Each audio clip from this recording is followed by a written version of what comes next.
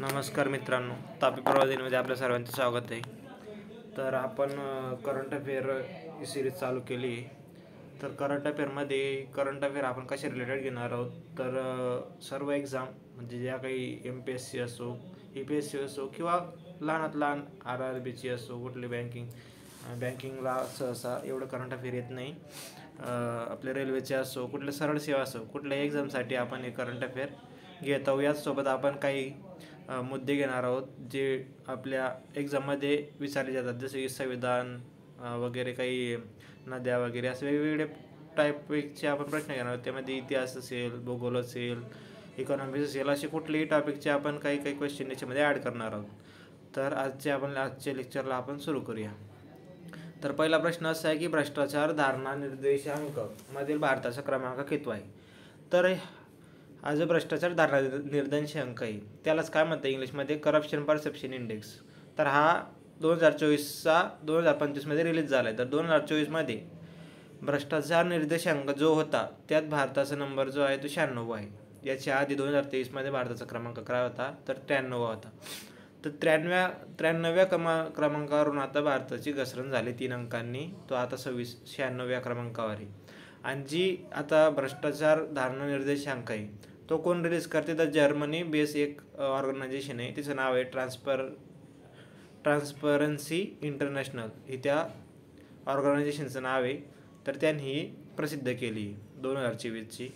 मागच्या वर्षी 2024ला जे होते त्याची आता 25मध्ये रिलीज झाली आहे. तर त्यामध्ये आपला 93वा क्रमांक होता 23मध्ये आणि आता 96 आहे. तर यावर्षी भारत 3 अंकांनी खाली घसरला आहे. या यादीत डेन्मार्क पहिल्या क्रमांकावर आहे. त्यानंतर आपण आतापर्यंत काही आपले इंडेक्स जारी झाले आहेत, म्हणजे पब्लिश झाले आहेत, त्यामध्ये भारताचा काय क्रमवारी येते आपण याच्यामध्ये बघू. त्यानंतर बाजूला असं मला दिसन की जे काही आहेत बाकीचे देश त्यांनी म्हणजे पहिला स्थान मिळवलं आहे त्या इंडेक्समध्ये. असे काही देश आपण बाजूलाच दिलेले आहेत. तर ग्लोबल इनोव्हेशन इंडेक्स आहे, त्यामध्ये 39वा नंबर आहे आपला. ग्लोबल इनोव्हेशन नाविन्यता इंडेक्स आहे, त्याच्यात भारताचा क्रमांक 39वा आहे. तर वर्ल्ड हॅपीनेस इंडेक्समध्ये 126वा, ग्लोबल पीस इंडेक्समध्ये 116वा, ग्लोबल जेंडर गॅप इंडेक्समध्ये 129वा आणि करप्शन परसेप्शन इंडेक्स इथं 2023 पाहिजे होतं 93च्या जागेवर, इथं आपल्याला 2024ला नाहीतर 96 पाहिजे होतं. तर हा जो करप्शन परसेप्शन इंडेक्स आहे याच्यात जी काही आहे आपल्याला याच्यात हे दिली जाते, एक स्कोअर दिला जातो. त्या स्कोअरनुसार ज्याचं सर्वात जास्त रँक कमी असेल त्या देशात सर्वात कमी करप्शन असते. तर सोमालिया यावेळेस 2023मध्ये सोमालिया 1 नंबरला होता. तर लॉजिस्टिक परफॉर्मन्स इंडेक्स आहे, त्याच्यामध्ये 38वा नंबर आहे आपला. आणि वर्ल्ड प्रेस फ्रीडम इंडेक्समध्ये 159वा आहे. ग्लोबल हंगर इंडेक्समध्ये 105वा आहे. First global nature conservation index आहे, त्याच्यात 176वा आहे. इकॉनॉमिक फ्रीडम इंडेक्समध्ये 84वा आणि ट्रॅव्हल टुरिझम डेव्हलपमेंट इंडेक्स त्याच्यात 39वा. तर त्यानंतर दुसरा प्रश्न आहे, तर भारताने जगातील पहिली दिवा मार्कर लस कोणत्या विषाणूसाठी विकसित केली. तर ही लस विकसित केली गेली आहे लंपी व्हायरससाठी. लंपी कोणाला होतो, तर जे आपली जनावरं असतात जसे गाय म्हैस यांना ती होत असते. तर भारताने जगातील पहिली दिवा मार्कर लस लंपी स्किन डिसीज या विषाणूसाठी विकसित केली आहे. ही लस बायोलुम्पी वॅक्सिन या नावाने ओळखली जाते आणि ती भारत बायोटेकच्या बायोवॅट या कंपनीने तयार केली आहे. ही लस खास करून गुरे आणि म्हशींमध्ये होणाऱ्या लंपी स्किन डिसीज या रोगासाठी तयार करण्यात आले आहे. लंपी स्किन डिसीज हा एक गंभीर रोग आहे ज्यामुळे जनावरांचे त्वचेवर गाठी येतात आणि दूध उत्पादन घटते. दिवा मार्कर लस असल्यामुळे या लसीकरणामुळे जनावरांमध्ये तयार होणारी रोगप्रतिकारशक्ती आणि नैसर्गिकरित्या झालेल्या संसर्गामुळे तयार होणारी रोगप्रतिकारशक्ती यात फरक करता येतो. त्यामुळे रोग नियंत्रण आणि निर्मूलन कार्यक्रमामध्ये ही लस खूप महत्त्वाची ठरणार आहे आपल्यासाठी. तर तिचं नाव आहे दिवा मार्कर लस. कोणी तयार केली, तर भारत बायोटेकच्या बायोवेट या कंपनीने. तिचं नाव आहे बायोलुम्पी वॅक्सिन. तर तिसरा प्रश्न आहे आपला, संयुक्त राष्ट्र अन्न आणि कृषी संघटनेने म्हणजेच फूड अँड ॲग्रिकल्चर ऑर्गनायझेशन याचं आलं मुख्यालय तुम्हाला माहिती असेल रोम इटली येथे याचं मुख्यालय आहे. आणि रोम जे शहर आहे ते कुठल्या नदीवर वसलेलं आहे ते तुम्ही कमेंट करून मला सांगू शकता. त्यानंतर FAO ने उग्बाद हे हवामान लवचिक शेती प्रकल्प कोणत्या देशात सुरू केला आहे हे विचारले गेलं आहे. तर ओकबाल हा जो प्रकल्प आहे FON सुरू केलेला आहे तो सुरू केला आहे सोमालियामध्ये. तर सोमालियामध्ये 7 वर्षाचा हा प्रकल्प असणार आहे. त्याचं बजेट $95 दशलक्ष आहे. ग्रीन क्लायमेट फंड GCF द्वारे निधी दिला जातो आणि संयुक्त राष्ट्र अन्न आणि कृषी संघटना याने सोमाली सरकारसोबत भागीदारीत त्यांची अंमलबजावणी केली आहे. तर राजधानी मोगादिशू आहे कोणाची, तर सोमालियाची, आणि अध्यक्ष कोण आहे तर हसन शेख मोहम्मद, आणि चलन काय आहे सोमाली शिलिंग. सोमाली शिलिंग हे सोमालियाचं चलन आहे. तर त्यानंतर आपण काही वेगळे गोष्टी घेणार आहोत. त्यामध्ये आपला पहिला टॉपिक आहे पाणथळ जागांवर रामसर करार. तर हा वेटलँड जो करार झाला होता तो करार झाला होता 2 फेब्रुवारी 1971 रोजी झाला होता. हा प्रश्न बऱ्याचदा येत असतो की 2 फेब्रुवारी 1971 रोजी कुठला करार झाला होता. तर इराणच्या देशामधील रामसर शहरात हा करार झाला, म्हणून त्या रामसर म्हणून नाव देण्यात आलं आहे. पाणथळ म्हणजे वेटलँड, ज्या ठिकाणी समुद्राचं पाणी असो, कुठलं म्हणजे दुसऱ्या ठिकाणी कुठल्या तरी जागेत असं पाणीचा जो प्रदेश असतो जो काही आपल्या एंटर करतो असं जमिनीमध्ये, त्या भागाला आपण रामसर म्हणू शकतो, या पाणथळ जमीन म्हणतो, या वेटलँड जमीन म्हणतो. तर महाराष्ट्रात टोटल 3 आहेत आणि टोटल भारतामध्ये जे आहेत ते 85 आहेत. तर महाराष्ट्रामधल्या 3 कुठल्या आहेत तर नांदूर मधमेश्वर, लोणार लेक आणि ठाणे क्रीक, या ज्या 3 महाराष्ट्रामध्ये आहेत त्यांना रामसर साईट म्हणून दर्जा देण्यात आला आहे. नांदूर मधमेश्वर, लोणार लेक आणि ठाणे क्रीक. तर त्यानंतर चौथा प्रश्न आहे आपला, भूपेंद्र यादव यांनी कोणत्या देशात वर्ल्ड गव्हर्नमेंट समिटला संबोधित केले. तर भूपेंद्र यादव यांनी कुठल्या देशात वर्ल्ड गव्हर्नमेंट समिटला संबोधित केले, तर त्याचं उत्तर आहे UAE. भूपेंद्र यादव यांनी वर्ल्ड गव्हर्नमेंट समिटला संबोधित केले. तर त्यानंतर दुबई UAE येथे फेब्रुवारी 2025 रोजी जागतिक सरकारी शिखर परिषदेची 12वी आवृत्ती सुरू झाली.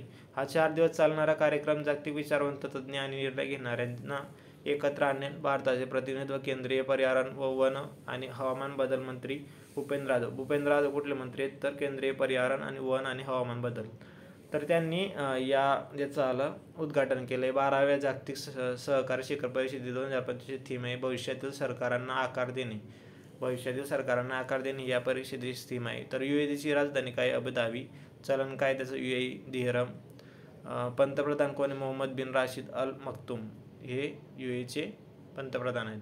तर त्यानंतर 5वा प्रश्न आहे आपला, पंकज अडवाणी बऱ्याचदा आपण ट्रेंड याच्यात पाहत असतो न्यूजमध्ये. तर हे कुठल्या खेळाशी रिलेटेड आहेत तर स्नूकर या खेळाशी रिलेटेड आहेत. तर स्नूकरमध्ये त्यांनी चॅम्पियनशिप होती, इंदोर येथे झाली होती ती चॅम्पियनशिप. पंकज अडवाणी यशवंत क्लबने इंदोर येथे झालेल्या भारतीय स्नूकर चॅम्पियनशिपमध्ये 36वे राष्ट्रीय विजेतेपद आणि 10वे पुरुष स्नूकर विजेतेपद पटकावले आहे. कोण होते तर पंकज अडवाणी होते. अडवाणींनी ब्रजेश दमानी यांचा पराभव केला आहे. तर 36व्यांनी सुवर्णपदक जिंकले आहे. तर त्यानंतर जागतिक बँकेच्या लॉजिस्टिक परफॉर्मन्स इंडेक्स, जो लॉजिस्टिक परफॉर्मन्स इंडेक्स आहे तो जागतिक बँक रिलीज करत असते. तर यामध्ये भारताचे स्थान किती आहे तर तेच त्यांना आपण जर साईटवर बघितलं तर 22 दाखवते, पण खरं तर ते 38 आहे. कारण ते 22 जे स्थान आहे ते आपलं लॉजिस्टिक परफॉर्मन्स इंडेक्स आहे ना, ते त्याच्यामध्ये जो काही एक कॅटेगरी आहे त्या कॅटेगरीमध्ये आंतरराष्ट्रीय शिपमेंट ही श्रेणी आहे. त्या श्रेणीची जी आहे त्याच्यामध्ये ती 22वी रँक आहे. आणि आपली जी लॉजिस्टिक परफॉर्मन्स इंडेक्स आहे त्यामध्ये भारताची रँक आहे ते 38वी. तर 38व्या स्थानावर पोहोचला आहे भारत. भारतातील बंदरांनी टर्न अराउंड टाइम्स पण मध्ये सर्वात मोठी सुधारणा केलेली आहे. तर हे एक्स्ट्रा इनिंग तुमच्यासाठी. तर भारतातील संविधानाचे 12 अनुसूच्या तुम्ही बघू शकता. तर भारतातील संविधानाचे 12 अनुसूच्या तुमच्यासाठी थोडक्यात दिलेल्या आहेत इथं. तर राज्य आणि केंद्रशासित प्रदेश पहिल्या अनुसूचीमध्ये, दुसऱ्यामध्ये पगार आणि भत्ते याबद्दल माहिती आहे, आणि तिसऱ्यामध्ये शपथ दिले आहेत याच्या म्हणजे काही मंत्री वगैरेंचे शपथ असतील त्यांनीच दिलेले आहेत. तर चौथ्यामध्ये राज्यसभामधल्या जागांच्या बाबतीत दिलेली 4थी अनुसूची. 5वी अनुसूची ती अनुसूचित क्षेत्रे आणि जमाती, आणि 6वी जी आहे ती जमाती क्षेत्रे ईशान्य राज्यामधली आसाम, त्रिपुरा, मेघालय, मिझोरम याबद्दल आहे. तर 7वी अनुसूची ते अधिकाराचे विभाजन, केंद्र सूची, राज्य सूची आणि समर्थ सूची. समर्थ सूची कुठून घेतली आहे तुम्हाला माहिती असेल. समर्थ सूची घेतली आपण ऑस्ट्रेलियाकडून. मान्यता प्राप्त भाषा आधी 8 होत्या, आता 22 आहेत. आधी सिंधी, नंतर मग नेपाली, कोकणी, मणिपुरी, आता बोडो, डोंगरी, संथाली, मैथिली. पहिली 21वी जी होती आपली वाली घटना दुरुस्ती, त्यानंतर 71वी, त्यानंतर 92वी अशा घटना दुरुस्ती झाल्या होत्या. त्यानुसार आपल्या ह्या घेतलेल्या आहेत. विशिष्ट कायद्यांचे प्रमाणीकरण त्यामध्ये 9वी जी घटनादुरुस्ती जी पहिली 9वी जी परिशिष्ट आहे ते पहिल्या घटनादुरुस्तीनुसार घेतलं आहे. त्यामध्ये आपण भूमी सुधार कायदा बघू शकतो. त्यानंतर 10वा जो पक्ष दल बदल विरोधी कायदा आहे तो 52वी घटनादुरुस्तीनं झाला होता. पक्ष दल बदल विरोधी 10वी परिशिष्ट अनुसूची आणि 11वीमध्ये पंचायत राज संबंधी एक अनुसूची जोडण्यात आली आहे 11वी आणि 12वी जी ती नगरपालिका रिलेटेड आहे. तर हे आपण बघितलं भारताचे 12 अनुसूच्या. तर त्यानंतर आपण 7वा क्वेश्चन बघू शकतो. Reliance consumer products limited Reliance consumer products लिमिटेडने कोणत्या क्रिकेटरच्या सहकार्याने स्पिनर स्पोर्ट्स ड्रिंक लॉन्च केलं आहे? तर रिलायन्स कंझ्युमर प्रोडक्ट लिमिटेडने स्पिनर स्पोर्ट ड्रिंक लॉन्च केलं आहे. तर ते कोणासोबत कोलॅबरेशन करून केलं आहे? तर ते मुथय्या मुरलीधरन कुठल्या टीमचे मेंबर होते आधी? तर श्रीलंकेचे मेंबर होते. तर त्यानंतर जानेवारी 2025चा ICC player of the month कोणाला दिला गेला आहे? तर तो दिला गेला आहे जोमेल वारिकन कोण आहे? वेस्ट इंडिजचा बॅट्समन आहे. आणि हे दुसरा जो दिला गेला आहे जानेवारी 2025चा ICC player of the month ते वुमन कॅटेगरीत बेथ मुनी कुठले? तर ऑस्ट्रेलियन वुमन प्लेअर आहे. तर यांना तो ICC player of the month जानेवारीचा देण्यात आलेला आहे. त्यानंतर येथे आपण ICC बद्दल थोडक्यात माहिती घेऊ. तर ICCची स्थापना झाली 1909मध्ये. त्याचा जी हेडक्वार्टर आहे ते कुठं आहे? तर दुबईमध्ये. आणि त्याचे अध्यक्ष सध्या कोण आहेत? आपले अमित शहाचे पुत्र जय शाह. तर ICC चॅम्पियन्स ट्रॉफी 2025चे अधिकृत गाणे घोषित करण्यात आले. जितो बाजी खेलके या गाणे चॅम्पियन्स ट्रॉफीसाठी घोषित करण्यात आले. तर ICC अंडर-19 महिला T20 वर्ल्ड कप विश्वचषक विजेतेपद कोणी जिंकले? तर ते भारताने जिंकले आहे. तर कोणाला हरवून जिंकलंय महिलांनी अंडर-19 कप? तर ते साऊथ आफ्रिकाला हरवून जिंकलंय. वेगवान गोलंदाज अर्शदीप सिंगची ICC पुरुष T20 international cricketer of the year 2024 म्हणून निवड झाली आहे 2024साठी. आणि भारतीय वेगवान गोलंदाज जसप्रीत बुमराह T20साठी बघितलं तर आपण अर्शदीप सिंग आणि टेस्टसाठी म्हणजे कसोटी सामन्यासाठी बघितलं तर आपण 2024चा जो गोलंदाज आहे तो कोण आहे? बुमराह आहे. तर डायना इंदुल जी ICCच्या हॉल ऑफ द फेममध्ये समाविष्ट होणाऱ्या पहिल्या महिला क्रिकेटपटू ठरली आहे. कोण? तर डायना इंदुलजी. तर पुरुष T20 विश्वचषक भारत विजेता झाला आहे. यजमान कोण होता? कोणी होस्ट केलं होतं? तर तो आहे USA आणि वेस्ट इंडिज. तर महिला T20 विश्वचषक विजेता न्यूझीलंड हे UAE द्वारे यजमानपद होतं. आणि ICC लाचलुचपत प्रतिबंधक युनिटचे नवीन अध्यक्ष कोण आहे? सुमती धर्मवर्धने. तर हे बघितलं आपण ICC बद्दल. तर 9वा प्रश्न आपल्या 2027मध्ये पहिल्या ऑलिम्पिक स्पोर्ट्सचे गेमचे उद्घाटन कोणत्या देशात होणार आहे? 2027मध्ये होणार आहे. काय? तर ऑलिम्पिक स्पोर्ट्स गेम. तर त्याचं आलं जे उद्घाटन ते कुठं होणार आहे? तर सौदी अरबमध्ये होणार आहे. सौदी अरबमध्ये पहिल्या ऑलिम्पिक स्पोर्ट्स गेमचं उद्घाटन होणार आहे.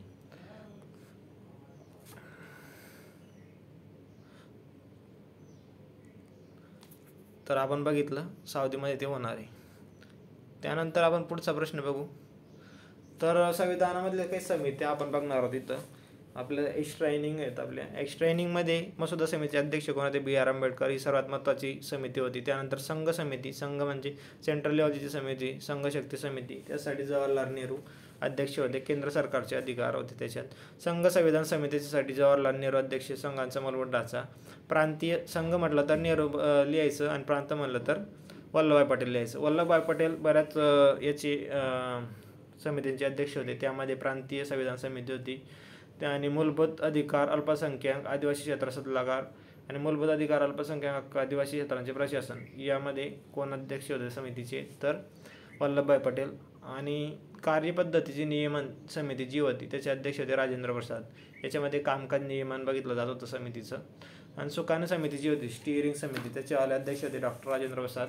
संविधान निर्मितीची प्रगती बघण्याचं काम त्यांच्याकडे होतं. तर त्यानंतर येथे आपले पहिले ऑलिम्पिक स्पोर्ट्स गेम झालं आपलं ते त्याबद्दल इथं माहिती दिली थोडीशी. तर ते 2027मध्ये रियाद सौदी अरेबिया येथे आयोजित केले जातील. आंतरराष्ट्रीय ऑलिम्पिक समितीचे उद्दिष्ट व्हर्च्युअल मालिकेच्या यशानंतर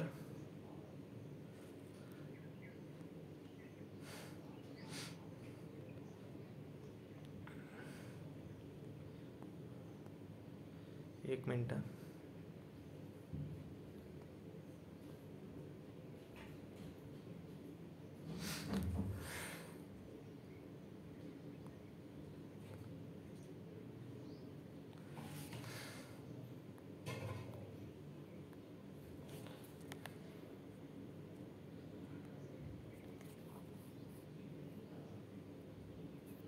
तर आता बघू आपण पुढे.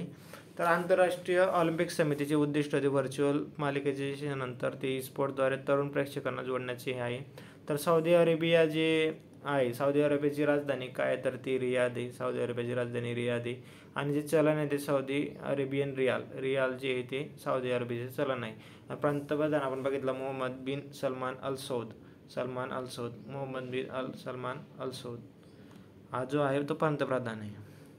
त्यानंतर आता तुम्ही बघू शकता आयफाद्वारे कोणाला उत्कृष्ट कामगिरी पुरस्कार 2025 सन्मानित केलं जाईल. तर who will be honour with outstanding achievement award. तर ते कोणाला दिले गेलं आहे, तर ते दिलं गेलं आहे राकेश रोशन. हे राकेश रोशन कोण आहेत? राकेश रोशन आहेत ऋतिक रोशन यांचे वडील. राकेश रोशन यांना ते आयफाद्वारे उत्कृष्ट कामगिरी पुरस्कार 2025 सन्मानित केलं जाणार आहे.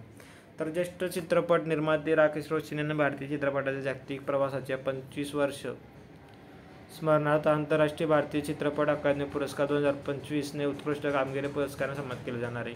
तर हा जो सोहळा आहे तो 8 ते 9 मार्च 2025 रोजी जयपूर येथे साजरा केला जाईल. आयफा रौप्य महोत्सवची थीम आहे तर silver is the new gold ही जी ती थीम आहे, silver is the new gold. तर त्यानंतर आपण बघू फेब्रुवारी महिन्यातले काही महत्त्वाचे दिवस. फेब्रुवारीमध्ये 1 फेब्रुवारी रोजी तटरक्षक दिवस, इंडियन कोस्ट गार्ड डे. 2 फेब्रुवारी जागतिक पाणथळ दिवस आपण बघितला. 2 फेब्रुवारीला 1971 रामसर साईटचं जे आपली स्थापना झाली होती त्यानुसार हा जागतिक पाणथळ दिवस मग आपण सेलिब्रेट करत असतो. तर 4 फेब्रुवारी रोजी जागतिक कर्करोग आणि राष्ट्रीय मानवी बंधुत्व दिवस. आणि फेब्रुवारी रोजी 6 फेब्रुवारी रोजी जनेंद्रिय विकृतीसाठी शून्य सहनशीलतेचा आंतरराष्ट्रीय दिवस. आणि 8 फेब्रुवारी रोजी आंतरराष्ट्रीय उपासमार दिवस 8 फेब्रुवारी लक्षात घ्या, 8 फेब्रुवारी उपासमार दिवस. 9 फेब्रुवारी सुरक्षित इंटरनेट दिन 9 फेब्रुवारी. 10 फेब्रुवारी जागतिक दाढी दिवस आणि राष्ट्रीय जंतुनाशक दिवस. अल्बेंडाझोल आपण ती गोळी घेत असतो या कुरमेसाठी. 10 फेब्रुवारी रोजी जागतिक दाढी दिवस किंवा राष्ट्रीय जंतुनाशक दिवस, अल्बेंडाझोल ही गोळी आपण घेत असतो. 11 फेब्रुवारी रोजी विज्ञानातील मुली आणि महिलांचा दिवस, जागतिक युनानी दिन म्हणून 11 फेब्रुवारीला आपण सेलिब्रेट करत असतो. 12 फेब्रुवारी राष्ट्रीय उत्पादकता दिवस लक्षात ठेवा. 12 फेब्रुवारी महत्त्वाचे दिवस हायलाईट करून देतोय. 12 फेब्रुवारीला राष्ट्रीय उत्पादकता दिवस. 13 फेब्रुवारी रेडिओ दिन आणि जागतिक महिला दिन. 13 फेब्रुवारी म्हणजे आजचा दिवस जागतिक महिला दिन आणि जागतिक रेडिओ दिवस. आणि 15 फेब्रुवारी रोजी जो आहे तो आंतरराष्ट्रीय बालपण कर्करोग दिन आहे 15 फेब्रुवारी. 20 फेब्रुवारी जागतिक सामाजिक न्याय दिन, जागतिक पेंगोलिन दिन. 21 फेब्रुवारी आंतरराष्ट्रीय मातृभाषा दिवस. 21 फेब्रुवारी आंतरराष्ट्रीय मातृभाषा दिवस. 22 फेब्रुवारी जागतिक विचार दिन. 22 फेब्रुवारी. 24 फेब्रुवारी केंद्रीय उत्पादन शुल्क दिवस, हा महत्त्वाचा आहे, केंद्रीय उत्पादन शुल्क दिन. आणि 27 फेब्रुवारी जागतिक स्वयंसेवी संस्था आणि राष्ट्रीय प्रतिनिधी दिन. 28 फेब्रुवारी राष्ट्रीय विज्ञान दिवस. 28 फेब्रुवारी हा महत्त्वाचा आहे, राष्ट्रीय विज्ञान दिवस आणि दुर्मिळ आझाद दिवस.